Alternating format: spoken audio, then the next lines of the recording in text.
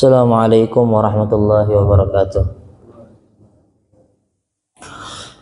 Al-Fatihah ila hadrati Rasulillah sallallahu alaihi wasallam wa ila azwajihi wa dhurriyyatihi wa jami'i sahabatihi al-kiram wa jami'i atba'ihi al-kiram wa man tabi'ahum bi ihsanin ila yaumiddin. Thumma khususan ila ruhil Imam al-Muhajir Ahmad bin Isa bin Ubaidillah bin Jadid wa Basri wa Alawi wa jami'i sadatina al-Alawi.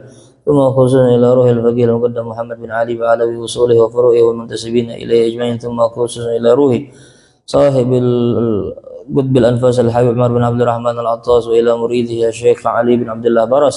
ثم خصوصا إلى روحي الحبيب علي بن حسن العطاس الحبيب قطب الدعوة لرشاد الحبيب عبد الله بن علوي الحداد وإلى جميع أبناء الكرام. ثم خصوصا إلى روحي الحبيب أحمد بن زين الحبشي والحبيب أحمد بن طه الحبشي. ثم خصوصا إلى روحي الحبيب أبو بكر بن عبد الله العطاس والحبيب أحمد بن حسن العطاس حبيب علي بن محمد بن الحسين الحبشي والسيد أحمد زين دهلان. ثم خصوصا إلى روحي الشيخ عبد القادر الجيلاني والشيخ أحمد الرفاعي والشيخ محمد البوصيري. ثم خصوصا إلى روحي السيد محمد بن علوي المالكي الحسني. ثم خصوصا إلى روحي مشايخنا جميع مشايخنا وشيخ مشايخنا الشيخ محمد رشد البنجري والشيخ محمد زين بن عبد الغني البنجري. ثم خصوصا إلى روحي أبويا الحبيب حسن بن أحمد باهرون وأخيه الحبيب قاسم بن أحمد باهرون وصولهم وفروعهم والمنتسبين إلى أجمعين. ثم خصوصا إلى روح جميع مشايخنا أينما كانوا أن الله إذا غشاهم بالرحمة والمغفرة ويعيد على بركاتهم إسرارهم وأنوارهم ونفعاتهم في الدين والدنيا والآخرة ويدخل نيتنا في نيتهم ويشرنا في زمرتهم ومعافاة من الفتن على هذه النية وعلى كل نية صالحة وعلى ما نوى به أسلفنا صالح وإلى حضرة النبي محمد صلى الله عليه وسلم بسر أسرار الفاتحة.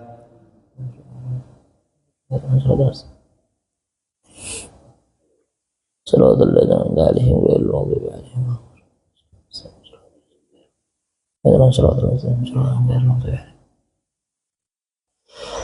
Bismillahirrahmanirrahim. Alhamdulillahirabbil alamin wassalatu wassalamu ala sayyidil mursalin sayyidina Muhammadin wa ala alihi wa sahbihi ajma'in. Subhanaka la ilma lana illa ma 'allamtana innaka antal alimul hakim. Tub 'alaina ya rabbana innaka antat tawwabur rahim. Rabbi shrah li sadri wa yassir li amri wa hlul 'uqdatam min lisani yafqahu qawli wa saddid lisani. Alhamdulillahirabbil alamin. Segala puji bagi Allah Subhanahu wa taala yang kembali memberikan kita semua taufik pula hidayah dengan berkumpulnya kita semua di dalam tempat-tempat yang insya Allah Allah ridhai. Mudah-mudahan kita pun selalu diberikan taufik pula hidayah untuk selalu bisa hadir ke dalam tempat-tempat yang memang Allah ridhai dan Rasulullah senangi sallallahu alaihi wasallam. Dan kemudian sebelum itu ulun secara pribadi meminta doa lan pian mudah-mudahan. Karena kan beberapa hari yang lalu ulun hanya sampai dari melaksanakan ibadah haji. Nah, ulun minta doa mudah-mudahan ulun mendapatkan haji predikat haji yang mabrur. Mudah-mudahan mendapatkan predikat umrah yang makbulah. Lalu kemudian sedikit ulun hendak membahas masalah yang haji nih, karena kan ulun ini kan bimbai dengan haji reguler kan. Artinya kan banyak nih orang-orangnya. Jadi kemudian ulun melihat banyak pelajaran sebujurnya yang ulun perhatikan tuh cuman didapat di haji. Makanya wajar kalau seandainya ujar ulama termasuk tanda haji mabrur itu adalah keadaannya berubah. Artinya cara pandangnya itu mulai berubah. Kenapa? Karenanya ketika haji itu kada sama memang ulun umrah. Mudah-mudahan kita beratan berzeki untuk haji dengan haji yang mabrur beratan. Jadi ketika ulun berangkat haji semalam itu, lalu kemudian ulun melihat berbagai macam hal yang kada pernah ulun dapati ketika umrah. Banyak pian. Makanya wajar ujar ulama termasuk dari salah satunya Imam Al-Hasan Al-Basri mengatakan salah satu tanda haji mabrur itu adalah keadaan seseorang itu bakal berubah dan cara pandangnya pun berubah. Nah, mudah-mudahan kita berataan mendapatkan haji dengan rezeki haji yang mabrur. Karena ulun melihat video kadang-kadang ada beberapa orang tuh yang mereka tuh dipikir-pikir kada mungkin rasanya haji. Ada bahkan orang tuh sudah tua, lalu kemudiannya berisi penyakit jantung. Dipikir-pikir nih kalau seandainya nyetulak tuh harusnya kada boleh sudah. Tapi entah kenapanya bisa berangkat. Dan lucunya biasanya kan orang nang penyakit jantung ini kada boleh terlalu diporsir kan awak. Salah-salah nih jantung nih karena bakal lemah kan. Jadi ketika itu orang nang tadi nih sudah penyakit jantungnya tiap hari melontar tuh kalau dari perkemahan ulun itu kurang lebih ada sekitar 3 kilo mungkin. Bolak-balik 6 kilo berjalan batis. Dan luar biasanya tadi tuh yang penyakit jantung tuh tiap harinya melontar sanggup. Tapi di sisi yang lain ada jamaah yang jamaah ini padahal hitungannya sehat juga padahal berangkat tuh sehat, kada ada penyakit segala macam, kada ada riwayat penyakit. Tapi sebelum itunya ketika di Mekah nih sebelum pergi ke Mina, ini termasuk orang yang gembar-gembor. Jadi orang tadi ini menyambat kayak najar kalau seandainya ada yang garing biar aja aku yang gantikannya. Jadi kalau seandainya kada bisa melempar jamarat nih, biar aja aku yang menggantikan melontar itu. Gembar-gembor, merasakan dirinya nih sehat. Lalu kemudian ketika sebelum berangkat ke Arafah, rupanya orang tadi teler juga ya. Garing rupanya. Bahkan dokter tuh sampai memberikan opsi pilihan supaya itu kada berangkat kecuali ke Arafah aja. Jadi habis ke Arafah bulik langsung ke hotel, kada berangkat ke Musdalifah, kada berangkat ke Mina. Padahal orang ini sehat, tapi karenanya memaksakan diri akhirnya tetap berangkat ke Mina langsung, kada ke Musdalifah. Dan akhirnya sampai di Mina kada mampu juga hanya berangkat melempar jamrat. Jadi 3 hari melempar, 3 hari itu di Mina nya kada ada melempar sama sekali, melempar jamrat. Padahalnya sehat. Artinya di sini ulun tahu bahwasanya haji ini pian berbeda dengan amalan ibadah yang lain. Oke, kita katakan sembahyang itu bagi yang mampu. Orang yang mampu berdirinya sembahyang berdiri. Orang yang kada mampu berdirinya sembahyang duduk. Tapi untuk permasalahan haji, berapa banyak orang yang kelihatan mata kita ini kada mampu tapi mampu. Dari situ ulun sadar rupanya haji itu haji itu adalah kategorinya siapa yang Allah mampukan. Lalu kemudian jadi haji ini siapa yang Allah panggil pasti Allah mampukan. Bukan berartinya mampu lalu kemudiannya bisa berangkat banyak juga padahal duitnya banyak. Awaknya sehat, tapi ketika mengajukan visanya ditolak. Banyak tuh kasusnya, belum mendengar. Ada lagi cerita ulun ini kan ada beberapa rombongan, lalu ketika itu ada salah satu dari daerah Sulut, Sulawesi Utara.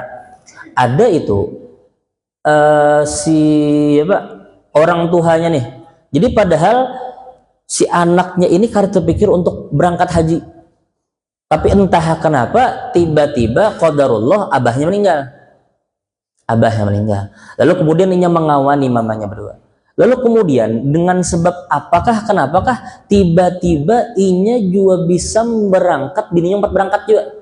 Padahal harusnya kan masa tunggunya 5 tahun nih. Entah kenapa ya nih cuman masa 2 tahun lebih sedikitnya bisa membawa bininya tulak. Artinya di situ lu lihat rupanya kayak ini sistemnya siapa yang Allah panggil aja memang. Berapa banyak orang nanggaring udah di Indonesia ini padahal berjalan kesian aja betunduk betongkat kesian. Tapi sekali melempar jamrat tuh sehat aja orangnya. Artinya memang itu haji. Artinya kita kalau seandainya kita memikirkan, kalau seandainya kita mau duit kadang-kadang barat sudah haji nih. Karena kan ibadah yang termasuk mahal ini kan haji nih. Lalu kemudian dipikir-pikir pulang masa tunggunya lama. Ini aja kan mungkin ada sekitar lebih 20 tahun enggak lah. Di sebagian daerah di Indonesia, kada tahu di Kalimantan Timur ada berapa. Artinya kan masa tunggu lama, biaya mahal. Kalau dipikir secara akal kita rasanya berat untuk bisa berangkat haji. Cuman berbulik ke masalah awal, haji itu siapa yang Allah panggil, Allah mampukan mesti. Ada nang orang tuh padahal kada niat haji, rupanya ditulakakan haji, orang haji froda orang. Ada nang kayak itu rupanya. Nah, mudah-mudahan berrezeki untuk mendapatkan haji yang mabrur. Kalau berdoa supaya mendapatkan haji aja takutnya hajinya kada mabrur. Baik berdoa selajur mudah-mudahan mendapatkan haji yang mabrur. Jadi kalau seandainya haji pertama kada mabrur, berulang kena sampainya kita mendapatkan haji yang mabrur. Itu diajari oleh perguruan kita.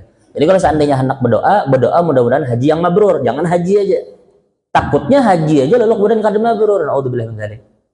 Nah itu. Lalu kemudian, kalau seandainya pian ada bertemu dengan orang-orang yang bulik dari haji, ulun hendak sampaikan, jangan bahasanya tuh mumpung ada misalnya ada di antara tetangga pian atau yang pian kenal baru datang dari ibadah haji, maka jangan sopan untuk memintakan orang tadi untuk memintakan pian ampunan. Kenapa? Karena sebagaimana disampaikan oleh Habib Ali Al-Jufri, bahwasanya orang nang bulik haji itu adalah pewaris atau perwakilan daripada lisan Nabi. Kenapa? Karena Nabi bersabda, ujar Nabi di dalam satu hadis, Allahumma ghfir lil hajj waliman istaghfar lahumul hajj. Ya Allah, ujar Nabi, ampunilah orang-orang yang melaksanakan ibadah haji dan siapapun yang dimintakan ampunan oleh orang yang berhaji. Nah, itu kita dianjurkan untuk memintakan orang yang berhaji tadi untuk memintakan ampunan. Tapi ujar peguran ulun Syekh Soleh, ujar Sidin, kalau seandainya kita nih berrezeki haji, jangan pelit, ujar Sidin. Jangan menunggu orang minta doa, hanya kita doakan. Jadi sebelum orang tuh meminta doakan semua siapapun yang kita kenal untuk mendapatkan pengampunan dari Allah. Nah itu. Jadi mudah-mudahan Allah ampuni dosa kita berarti. Lalu kemudian juga di dalam kitab Bughiyatul Mustarsyidin kita dianjurkan untuk memintakan ampunan dan memintakan doa kepada orang-orang nang haji. Padahal orang nang haji itu hanya haji tuh hanya aja sebelum tulak main judi online ya. Entah tiba-tibanya tulak haji, masa aku minta doa loh ninya. Tetap yang dianjurkan untuk meminta doa kepada orang tadi. Kenapa? Karena orang nang haji itu ujar Nabi kayak kharajat kayaum waladathu ummuh. Ketika orang selesai melaksanakan ibadah haji yang mana la rafatha wala fusuqa wala jidala, yang inya kada berdebat, kada melakukan hal-hal yang dimurkai Tuhan, inya bujur-bujur murni beribadah karena Allah berhaji. Lalu kemudian inya kembali dari haji itu seperti seakan-akannya baru lahir dari rahim ibunya, bersih sebujur-bujurnya. Nah, jadi kita dianjurkan untuk meminta doa kepada orang-orang yang hanya bulik dari haji. Siapapun itu, misalnya apa yang ada bisi tetangga. Dan mudah-mudahan kita berrezeki haji pulang gitu. Nang sudah haji misalnya mudah-mudahan berrezeki haji pulang. Dulu kamu ada orang nang umur Sidin itu sudah 70 tahun padahal. 70 tahun berangkat haji. Kalau dipikir secara akal kayak apa bisa mampu nih surat istitoah nih. Surat supayanya mampu tulak kesehatan nikah bisa tembus. Cuman Allah mampukan tulaknya. Ada di Mina, ada di Muzdalifah, adanya di Arafah. Ya kayak itu deh. Nah, itu kita melihat bagaimana orang-orang yang Allah mampukan. Makanya wajar kalau seandainya haji itu bakal mengubah keadaan seseorang. Kenapa? Karena bertemu dengan hal-hal yang kada pernah temui di tempat yang lain. Ben bertemu dengan orang-orang yang misalnya dari Mesir misalnya.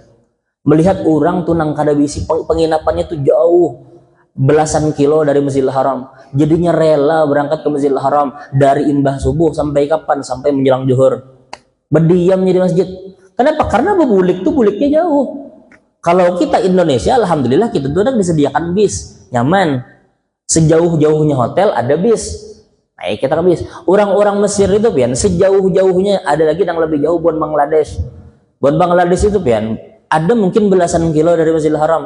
Berangkat bukannya berjalan batis. Belasan kilo berjalan batis. Datang Masjidil Haram sembahyangnya, merasa bulik nih rugi kan? Jadinya berdiam dari subuh, bahkan ulun melihat kadang-kadang tuh yang inya dari habis isya sampai subuh di situ di Masjidil Haram. Ada nang kayak itu tuh. Nah, kita melihat bagaimana orang tuh memiliki apa ya? Yang namanya tuh semangat ibadah tuh jauh di atas kita. Rupanya kisah-kisah orang soleh tuh ada masih sekalinya wah ini. Dan kita kisahkan orang nang mampu berjalan belasan kilo untuk menuntut ilmu, untuk mencari apa? Untuk berangkat haji. Untuk misalnya berangkat menuntut ilmu belasan kilonya berjalan, kita mikir-mikir kadang-kadang kayak punya mampu berjalan sejauh itu. Rupanya ketika haji kita tetamu orang model kayak itu. Ada kita tetamu orang-orang nang kasihan bajunya tuh bilang baju kain ihramnya aja bilang sudah setipis-tipisnya buruk pulang aja. Tapi ketika mengangkat doa tuh melihat kita bagaimana mukanya tuh tulus bujur-bujur meminta kepada Allah. Rupanya kita melihat di sini orang-orang nang model kayak itu. Makanya wajar kalau seandainya ujar Nabi laisal al-hajjul mabrur laisa lahul jaza illal jannah. Haji yang mabrur tuh kada ada balasan baginya kecuali pasti surga, ujar Nabi.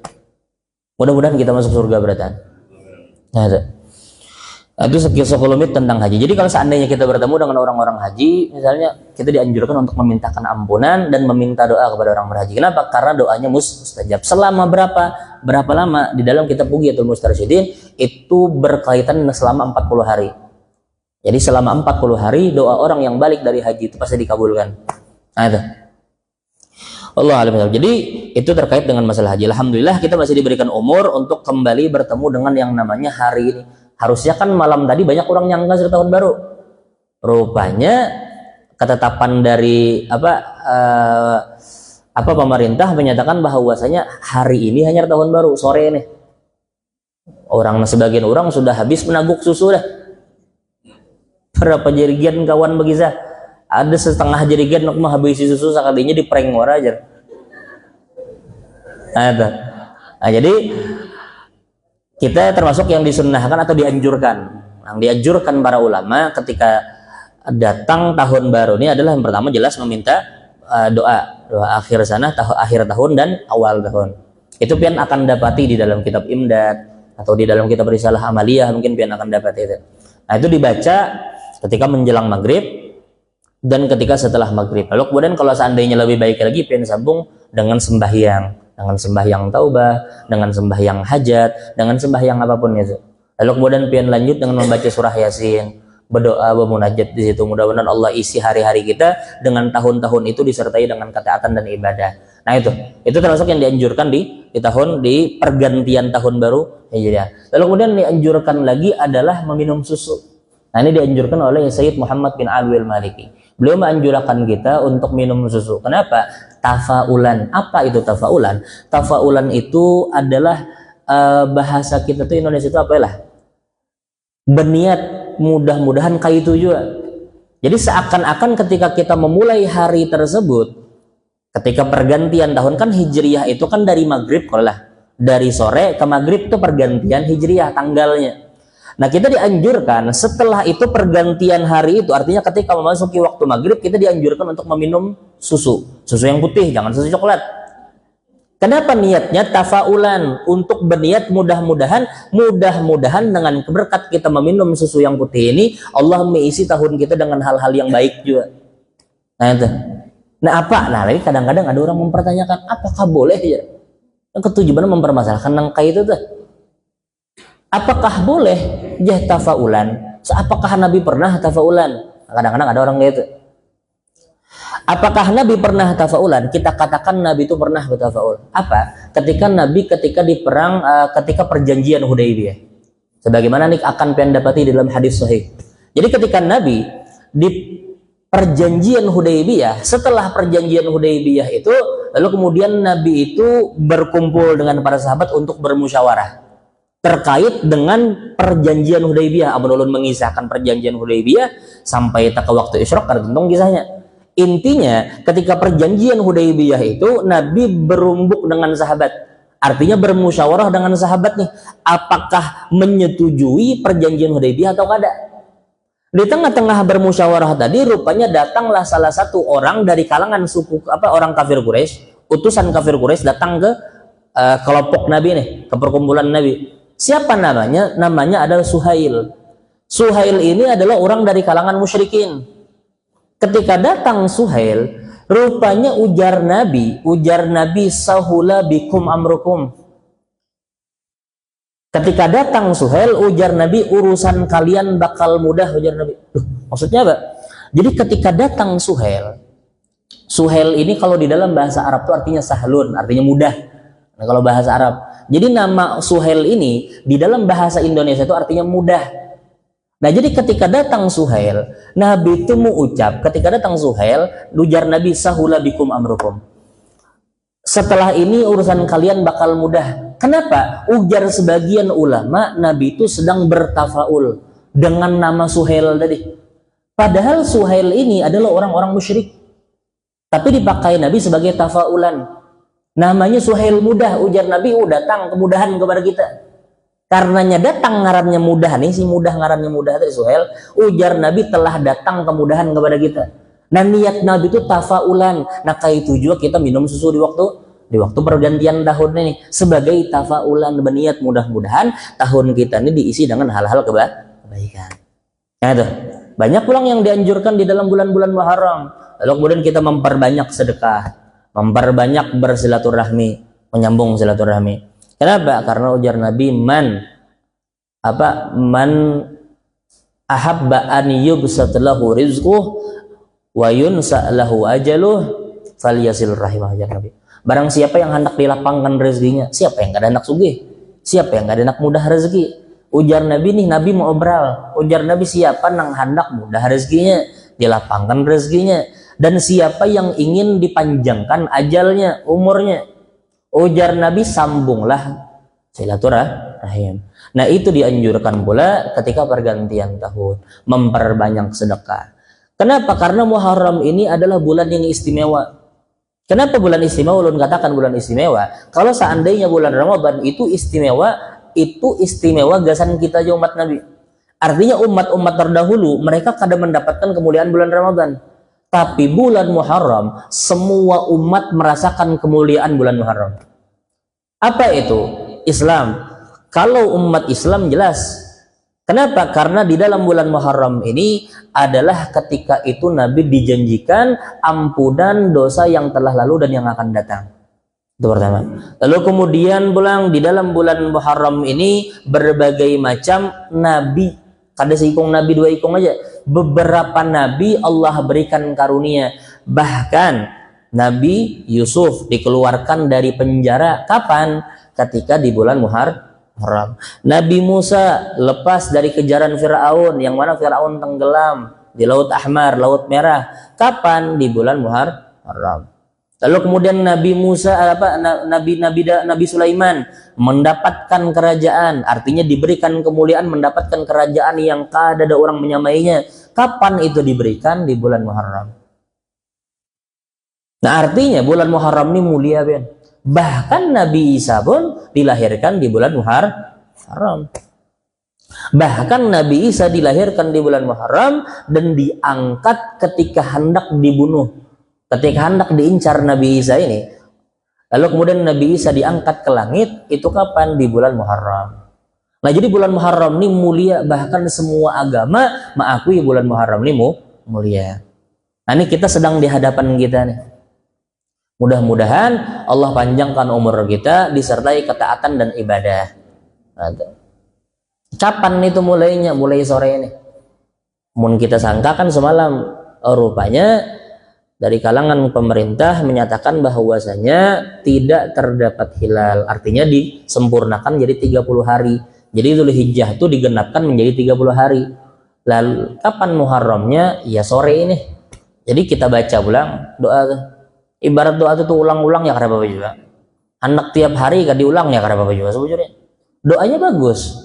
Kalau seandainya pian tahu tuh arti doa tuh bagus. Kenapa? Karena meminta mudah-mudahan Allah mengisi tahun berikutnya ini dengan kebaikan.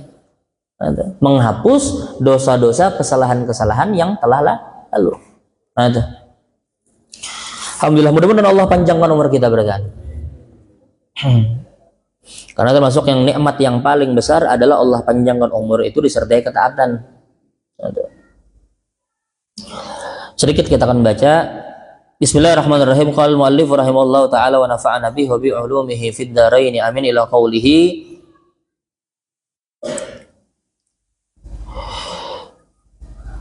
Fa'amilhum bi syafaqatil kamilah hatta man yu'adiyaka wa yahsuduk. Fa innal insana dha'ifun fashhad haqiqata dha'fihi wa dha'fa dha'fihi warhamhu. Di pertemuan sebelumnya. Artinya lawas sudah nih. Terakhir bulan Mei lah. Terakhir bulan ini. Kan sebelumnya kita pernah membahas permasalahan wasiat daripada Al-Habib Ali bin Hasan Al-Attas yang berkaitan dengan berkasih sayang kepada siapapun makhluknya Tuhan. Bahkan Allah pun berkasih sayang terhadap iblis. Apa itu buktinya? Ketika iblis meminta kepada Allah supaya dipanjangkan umurnya sampai hari kiamat, Allah kabulkan. Dan bahkan iblis itu berhadapan, bahasa kita itu berhadapan di hadapan Tuhan tuh berucap, ujar iblis, aku akan menyesatkan umat manusia. Silakan aja Allah. Nah itu termasuk bentuk bagaimana Allah itu pun masih mengasihi iblis. Padahal jelas-jelas rajim, terkutuk sudah, matrud, jauh daripada rahmatnya Tuhan. Tapi karena ini Allah masih berkasih sayang dengan iblis. Makanya dibiarkan iblis itu menikmati hari-harinya, menjerumuskan umat manusia. Sampai kapan? Sampai hari kiamat tiba. Nah itu. Nah, apalagi kita ngaran Tuhan aja mengasihi iblis, apalagi kita. Nah kita pun dianjurkan untuk berkasih sayang. Cuman kita jangan berkasih sayang dengan iblis bilang. Merasa Tuhan berkasih sayang dengan iblis, lalu kita hendak berkasih sayang dengan iblis, kada juga. Cuman kadang-kadang orang tuh ada yang lisannya mudah mengucap kalimat laknat. Memang ada sebagian beberapa orang yang mereka tuh berhak untuk mendapatkan laknat. Siapa? Termasuk adalah iblis. Makanya kan kita biasanya syaitan laknatullah alaih. Artinya kalimat laknat. Ada yang namanya orang-orang yang jelas mati dalam kekafiran seperti Fir'aun, Abu Lahab, Abu Jahal, dan yang lain-lain. Mereka ini kalau seandainya kita mengucapkan laknat ya ada masalahnya sebenarnya. Tapi ujar Imam Haddad, kita ini ujar Imam Haddad umat yang kita tidak akan diberikan pahala dengan menyebut laknat. Kalau seandainya kita 1000 kali mengucap laknat kepada iblis, kada bertambah pahala kita. Sekalipun kan berdosa juga, kada salah juga. Tapi kita ujar Imam Haddad bukan umat yang diberikan pahala dengan laknat tadi. Nah, jadi di sini kita bisa mengambil pelajaran. Oh, rupanya jangan biasakan muntung nih mengucap nang kada-kada. Sekalipun orang tuh berhak, apalagi orang kada berhak. Misalnya orang muslim disambat, ya mudah-mudahan dikam celaka aja. Nangka itu doanya. Ya mudah-mudahan nyata dikam masuk neraka aja. Nangka itu modalnya menghukumi. Padahal tidak ada yang menutup dari rahmatnya Allah siapapun itu. Kada ada yang menghalangi umat manusia dari rahmatnya Tuhan. Nah, makanya ujar Habib Ali bin Hasan al-Attas supaya wasiat beliau yang pertama kali beliau sampaikan adalah berkasih sayang kepada semua umat, semua makhluknya Allah. Siapapun itu, manusianya kah, binatangnya kah, tumbuhannya kah, bahkan benda matinya. Sebagaimana mungkin ulun pernah sampaikan bagaimana Nabi itu berkasih sayang kepada binatang jelas, manusia apalagi, tumbuhan pun juga. Dan lebih ajaibnya lagi, Nabi itu berkasih sayang dengan benda mati. Yang mana sebagaimana ulun pernah sampaikan, Nabi itu bagaimana bentuk kasih sayang terhadap benda mati. Nabi itu menamai pedang Nabi. Pian kan pernah mendengar namanya pedang Zulfikar. Itu pedang Zulfikar awalnya itu adalah pedang Nabi, dinamai dengan Zulfikar. Lalu kemudian diberikan kepada Sayyidina Ali. Ada. Dan banyak. Bahkan di dalam satu hadis kami pernah menemukan Nabi itu bahkan menamai cermin. Karena termasuk sunnah Nabi ini, supaya kalian tahu. Ada termasuk sunnah Nabi yang selalu Nabi bawa kemana-mana. Apa itu? Yang pertama adalah wadah banyu. Pertama. Lalu yang kedua adalah celak. Yang ketiga siwak. Yang keempat adalah cermin beserta sisirnya. Jadi Nabi selalu kemana-mana tuh membawa cermin.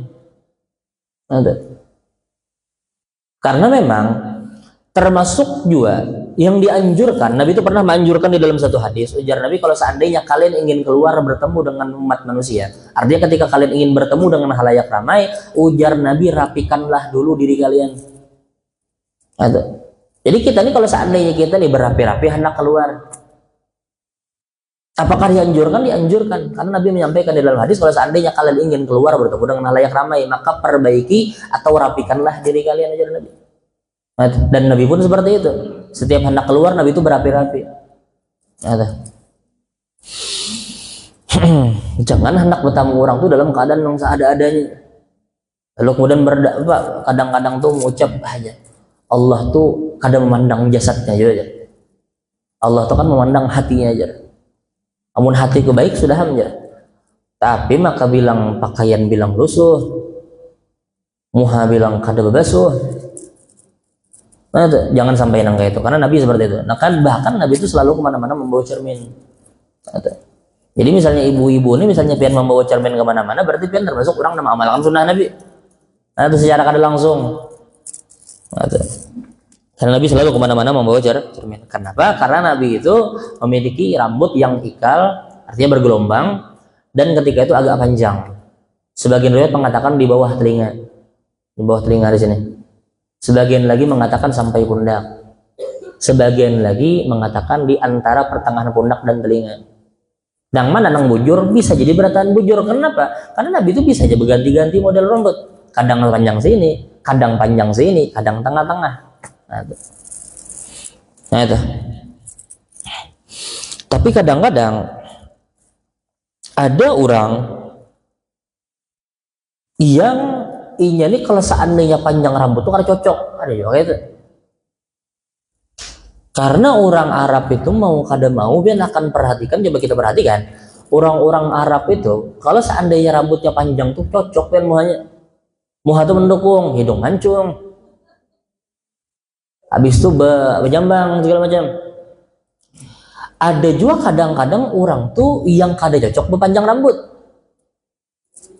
atau jatuhnya merigat jatuhnya. Nah kalau seandainya seperti itu, maka lebih baik yang mana? Lebih baik menyesuaikan keadaan. Sebagaimana Imam Haddad itu kada pernah memanjangkan rambut kecuali ketika beliau menjelang wafat.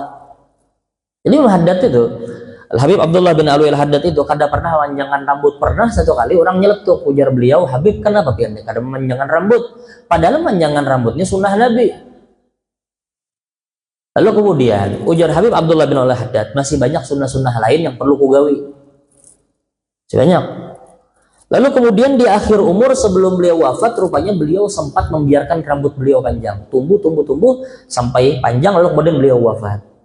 Nah, makanya termasuk ulama yang mengerjakan banyak atau hampir semua sunnah Nabi yang dikerjakan adalah Habib Abdullah bin Alwi al-Haddad. Jadi beliau itu termasuk orang yang bujur-bujur memperhatikan sunnah Nabi. Atau kalau seandainya kita kada cocok muhani berambut panjang, misalnya berambut panjang tuh kelihatan mata jauh tuh kayak orang-orang nang merista sih. Sudah rambut tuh kada rapi. Dah kapang bergelombang tuh rapi, ini bergelombang kada rapi ulang kusut. Habis itu muha kada belawanakan.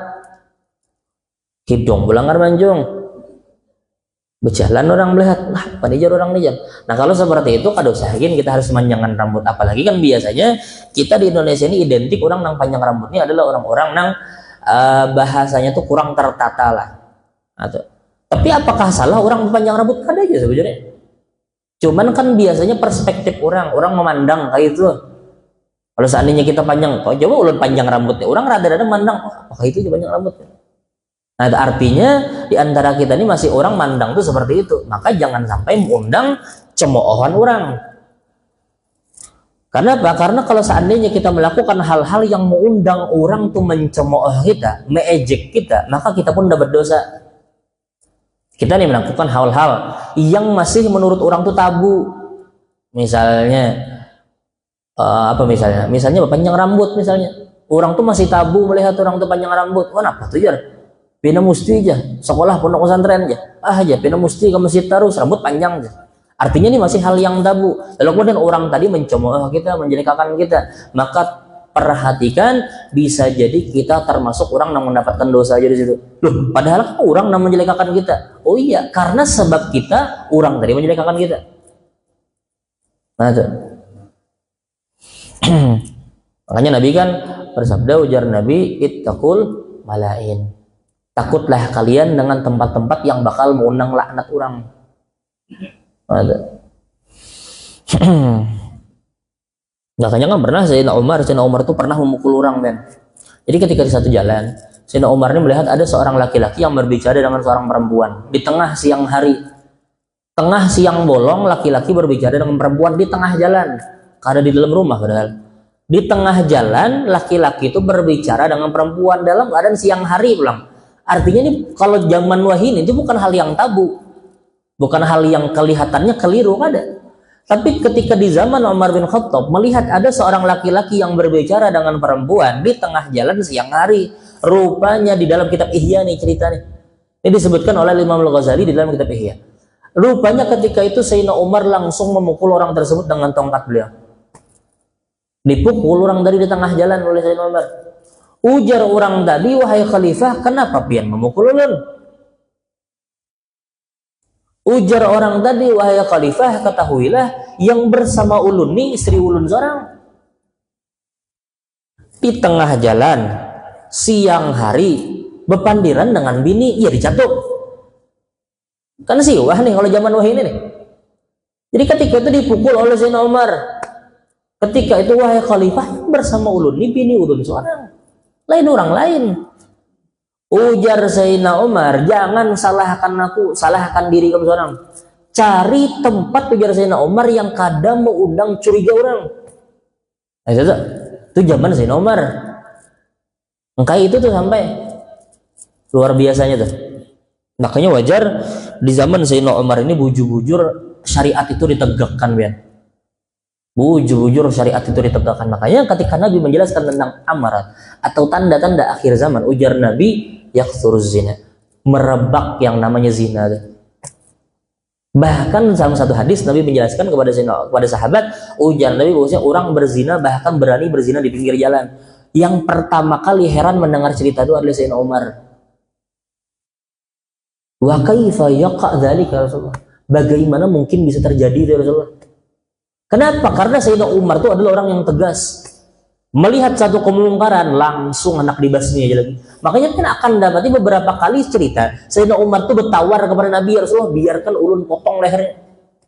Kenapa? Karena Sayyidina Umar itu orang yang bujur-bujur gairah. Apa gairah? Maksudnya gairah ini adalah cemburu ketika ada hal-hal yang di agama itu dihantuk orang. Jadi ketika ada larangan-larangan orang lewati, orang langgar, itu Sayyidina Umar luar biasa marahnya. Makanya Sayyidina Umar itu digelar dengan Al-Faruq. Apa arti Al-Faruq? Artinya pemisah bainal haqqi wal batil, yang salah dan yang benar. Itu Sayyidina Umar. Jadi Sayyidina Umar itu adalah yang pertama kali orang yang takjub dan heran dengan kejadian. Bagaimana itu bisa terjadi Rasulullah? Bagaimana zina itu bisa terjadi di pinggir jalan orang berzina? Rupanya saat ini kita mulai ada gambar sedikit-sedikit. Saya perhatikan, kadapang di Indonesia. Coba perhatikan di daerah barat sana. Bagaimana perempuan, laki-laki dengan mudahnya mereka berpelukan, berciuman. Mudah-mudahan kita ini terhindar dari itu. Adat-adat di Indonesia ini mudah-mudahan terjaga aja bang, negara kita. Melihat bagaimana di barat itu, ya. Mulai melihat berita tuh. Dan laki-laki dengan laki-laki, perempuan dengan perempuan, ya bangga berjalanan keluar. Meminta keadilannya. Adil datang mana kayak itu? Nah itu bujur-bujur sudah terjadi. Artinya kita jangan heran. Bujur memang sabda Nabi itu kadang pernah meleset. Kadang-kadang orang tuh menyerang pribadi Nabi, menyerang, Nabi aja begini. Nya kadang memperhatikan setiap apa yang disampaikan Nabi itu bujur-bujur terjadi. Apa yang disampaikan Nabi tentang permasalahan merebaknya yang namanya zina. Zaman ini. Bagaimana zina itu bisa terjadi di pinggir jalan. Saat ini kita pun sudah tergambar bagaimana orang tuh bisa zina mata ketika berjalan di luar. HP-nya dibuka, apa-apa kan? Ya berjalan misalnya, bukanya HP-nya sambil berjalannya di pinggir jalan tuh. Rupanya matanya sudah berzina. Kadang menutup kemungkinan 20 tahun, 30 tahun, 50 tahun, 100 tahun bujur-bujur ada yang berzina di pinggir jalan. Naudzubillah min dzalik. Mudah-mudahan Allah lindungi keluarga kita. Nah itu zaman itu. Makanya Nabi itu ketika menyampaikan tentang akhir zaman, Nabi itu kadang menyuruh kita untuk mengubah keadaan itu ada. Artinya tuh kadang mau pasti terjadi sudah. Sebanyak apapun orang yang berbicara, sebanyak apapun ulama menyampaikan, itu pasti terjadi. Cuman yang Nabi wanti-wanti kepada kita ketika akhir zaman itu apa ya? Yang diwanti-wanti Nabi. Yang diwanti-wanti Nabi itu bukan supaya kita tuh mengubah keadaan itu, kadang-kala. Sekalipun kita tetap harus berusaha supaya menggugurkan kewajiban kita. Ketika ada orang melakukan kesalahan, kita tetap harus sampaikan salah itu. Tapi ketika itu orang kada berubah, kadang-kala kita mengubah memang. Kenapa? Karena semua itu sudah menjadi tatanan dunia. Nabi sudah menyampaikan di dalam hadisnya kada mungkin berubah. Cuman yang Nabi wanti-wanti kepada kita, ujar Nabi ketika zaman itu datang, ujar Nabi, alaika bi khassati nafsi. Urus diri kalian masing-masing. Artinya kita kada kok lagi ngurusi orang lain itu sudah. Ngurusi diri kita seorang dia ya mau sudah. Ngurusi diri kita mau, apalagi ngurusi keluarga, apalagi ngurusi tetangga, apalagi ngurusi orang lain. Nah yang Nabi wanti-wanti kepada kita adalah saat itu bujur-bujur memperhatikan diri seorang aja sudah. Diri seorang dan keluarga juga. Kalau seandainya kita kada kau mengubah orang nang banyak, minimal keluarga kita terhindar dari itu. Nah mudah-mudahan Allah melindungi keturunan keluarga kita berarti. Karena kadang mustahil dan kadang menutup kemungkinan pasti ada orang-orang yang mereka tuh selamat dari fitnah akhir zaman itu. Dan itu banyak pasti. Sekalipun kada sebanyak orang yang terkena fitnah akhir zaman. Ya Allah.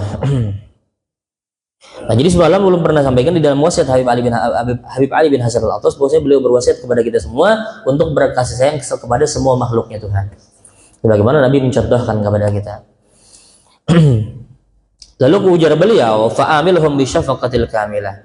Dan bersikaplah kepada manusia itu dengan kelembutan yang sempurna. Artinya bujur-bujur kita bersikap lembut kepada orang lain. Makanya kan apa bi'sar rajul al-adatul khusn. Sepaling buruk manusia adalah orang yang temperamental. Yang kada kau senggol bacok. Kada kau senggol bacok. Nah, ujar Nabi sepaling buruk manusia, sepaling baik laki-laki sepaling buruk orang itu, ujar Nabi, adalah orang yang ketujuh atau orang yang temperamental. Orang yang kada kau sedikit langsung anak membacok, kada kau sedikit langsung anak menyumpah, kada kau senggol sedikit langsung anak memamai aja kawan. Nah, ini adalah sepaling buruknya orang. Nah, itu. Ujar Habib bin Hasan bersikaplah kepada orang lain dengan sikap yang lembut, hatta man yu'adika wa yahsuduk, bahkan kepada orang yang memusuhimu dan hasud kepadamu. Kenapa? Karena ujar Nabi di dalam satu hadis, kan kita ini kan sering mendengar kalimat silaturahmi. Apa kira maksud silaturahmi itu adalah menyambung silaturahmi? Iya, menyambung silaturahmi. Maksudnya apa? Oh, rupanya Nabi menjelaskan, ujar Nabi, laisal wasil bil mukafi, walakinnal wasil idza quti'at rahimah wa salaha. Ujar Nabi, bukanlah orang yang menyambung silaturahmi adalah orang yang menemui orang yang baik dengannya. Kalau kita bertemu atau menyambung silaturahmi kepada orang yang baik dengan kita, itu wajar, ujar Nabi. Laisal wasil bil mukafi. Bukan orang yang menyambung silaturahmi adalah orang yang bertemu dengan orang yang menyambung juga. Kadang-kadang itu, ujar Nabi. Sekalipun itu dikatakan menjaga silaturahmi. Tapi orang yang menyambung silaturahmi adalah, ujar Nabi, apa? Man quti'at rahimuh wa wasalahu, ujar Nabi. Orang yang orang tuh padahal diputus silaturahminya, ada orang memusuhinya, ianya berusaha untuk disambungkan kembali. Ada orang yang berusaha menjauh darinya, inya paraki lagi. Ada orang yang berusaha memusuhinya, inya sambung lagi silaturahmi. Ada orang yang jahat dengan dia, inya bari duit sebagai tujuan bersilaturahmi. Nah, inilah maksudnya adalah menyambung silaturahmi. Nah, di sini kita bisa menyadari bahwasanya kalau seandainya orang berbuat baik dengan orang yang baik, wajar. Makanya ulun pernah ditakuni, kayak apa kalau seandainya kita berhadapan dengan orang yang orang tadi tuh jahat dengan kita ini sudah berbuat baik, tapi rupanya membalas dengan kejahatan. Apakah boleh berbuat membalas dengan kejahatan? Maka jawabannya boleh aja sebenarnya. Boleh. Cuman kalau seandainya orang berbuat keburukan lalu dibalas dengan keburukan, dari mana orang tahu yang namanya sifat kebaikan? Orang tahu sifat kebaikan itu ketika ada orang berbuat jahat dibalas baik. Kalau misalnya orang baik membalas baik kepada orang yang baik juga. Nah, misalnya pian diberi duit, orang tetangga pian, lalu kemudian esoknya pian memberi makanan kepada orang tetangga pian. Nah, ini ngarannya bujur bang kebaikan. Cuman kebaikan yang kayak ini bukan definisi kebaikan yang sebujurnya. Apa yang dimaksud kebaikan adalah ketika orang berbuat buruk dibalas baik, itu kebaikan. Nah, dari situ kita mengetahui, oh rupanya itu kebaikan. Kalau seandainya seberataan orang membalas sesuai dengan apa yang diterimanya, niscaya kita kan tahu orang baik siapa. Kalau seandainya seluruh dunia nih, oh misalnya orang saja ditempeleng, membalas menempeleng. Orang dijahati, dibalas dijahati juga. Kalau seandainya seluruh dunia yang kayak itu, dari mana kita tahu orang baik? Nah, orang baik itu adalah orang yang ketika dijahati yang berbuat baik. Nah, itu maksudnya. Makanya ujar Habib Ali bin Hasan al-Attas, bersikap lemah lembut bahkan kepada orang yang memusuhimu dan hasud kepadamu. Fa innal insana dha'ifun. Karena sesungguhnya manusia itu lemah, pian. Pian bermusuh dengan siapa aja? Coba pian lihat misalnya. Pian misalnya diisi musuh 20 tahun misalnya sudah musuh. Coba iya aja pian, beparak, bebaik-baik, memberi hadiah, manusia tuh pian lemah hatinya. Biar kaya apanya memusuhi kita, kalau seandainya kita terus berbuat kebaikan, orang tuh bakal luluh juga pian. Karena sifat manusia itu, Pian, manusia itu diciptakan dalam keadaan fitrah, Pian, bersih. Mau kada mau, bagaimanapun orang memusuhi kita, kalau seandainya kita balas baik, bakal baik orang, dan itu pasti, Pian, sekeras apapun orang. Dan salah satu nikmat yang paling besar, sebagaimana Allah berfirman, apa, idfa billati hiya ahsan fa idzal ladzi bainaka wa bainahu adawah ka'annahu waliyyun hamim. Termasuk nikmat yang Allah singgung di dalam Al-Qur'an, nikmat yang paling besar adalah ketika manakala orang yang bermusuh dengan kita menjadi kawan kita, itu termasuk nikmat, Pian. Orang nang kada pernah bertaguran dengan kita baiki, lalu kemudian dia baik juga dengan kita, lalu kemudian bersapaan tiap hari. Itu, Pian, dunia itu rasa ringan, Pian. Hati itu rasa bahagia, Pian. Nang hutang ibarat bisi hutang, rasa lunas hutang udah. Melihat bagaimana orang yang memusuhi kita tiba-tiba berbuat baik kepada kita, kita pancing berbuat baik, lalu kemudian ini menjadi kawan kita, utuh ringan mana dunia, Pian. Nah, bahkan itu termasuk nikmat yang Allah singgung di dalam Al-Qur'an. Fa idzal ladzi bainaka wa bainahu adawah ka'annahu waliyyun hamim. Bisa jadi di antara kalian ada permusuhan, lalu kemudian menjadi kawan yang karib. Itu termasuk nikmat tujuan Allah. Nah, jadi berbuat baik kepada orang yang jahat dan kepada orang yang hasud. Fa innal insana dha'if fashhad haqiqat dha'fi. Karena sungguhnya manusia itu lemah, Pian. Biar kayak apanya musuh kita, hakikatnya lemah juga. Maka perhatikan ujar beliau tentang hakikat kelemahan itu. Wa dha'fa dha'fihi warhamu, dan kasih sayangilah ia walau kana fi hali adawatihi lak, sekalipun ia masih memusuhi dirimu. Fa inna ma yarhamullahu man ibadihi rahmah, karena sesungguhnya Allah mengasihi daripada hambanya yang penyayang. Jadi kalau seandainya kita berbuat baik, berkasih sayang dengan orang jahat, jangan pernah jadikan patokan supaya orang tadi berbuat baik kepada kita, jangan. Kalau seandainya kita berbuat baik, menghutangi orang misalnya, atau membari orang misalnya, atau berbuat baik dengan orang misalnya, jangan pernah berharap kita tuh supaya tujuannya orang berbuat baik dulu dengan kita. Salah gak? Kenapa? Karena tujuan kita berbuat baik dengan orang tadi atau berkasih sayang dengan orang tadi, tujuannya supaya apa? Supaya Allah tuh mengasihi kita, itu intinya. Kalau Allah tuh mengasihi kita, orang yang memusuhi kita tuh bisa masih memusuhi. Allah datangkan orang yang bakal ulah kita tenang. Pasti itu. Nanti bahasa Indonesia ulun percepat, man la yarham la yarham. Barang siapa yang tidak mengasihi, maka ia tidak akan dikasihi. Orang nang kada ketujuh menyayangi orang lain, makanya kada bakal disayangi ya. Orang nang kada suah senyum berjalan, kada suah senyum, dibawai bersalaman, pindah barat tangan. Orang nang kaya itu kemungkinan besar orang banyak kada ketujuh. Perhatikan aja kan. Tapi orang nang murah senyum, orang nang nyaman ketawa, orang tuh nang biasanya banyak diketujuh orang. Jam berapa isyraq? Pon? Sudah lah, habis ya? Oh, oke. Warhaman fil ardi, kasih sayanglah yang di bumi, yarhamu kami bersama, niscaya yang di langit pun akan mengasih sayangimu. Wallahu a'lam bishawab. Kalau ada pertanyaan lah kira-kira lah. Oke. Oke.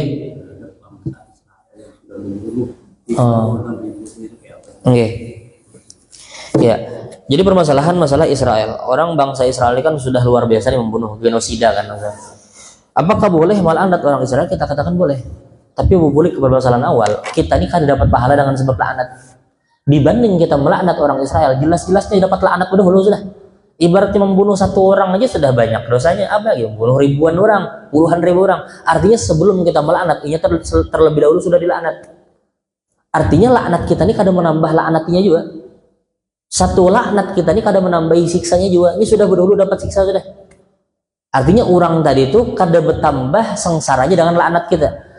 Oh, jadi menghadat juga bahwasanya kita ini kadang mendapatkan pahala dengan laknat. Lebih baik kita menghindari kalimat laknat tadi. Tapi apakah boleh? Boleh, silahkan. Tapi udah sampaikan lagi, kita kadang dapat pahala dengan laknat tadi.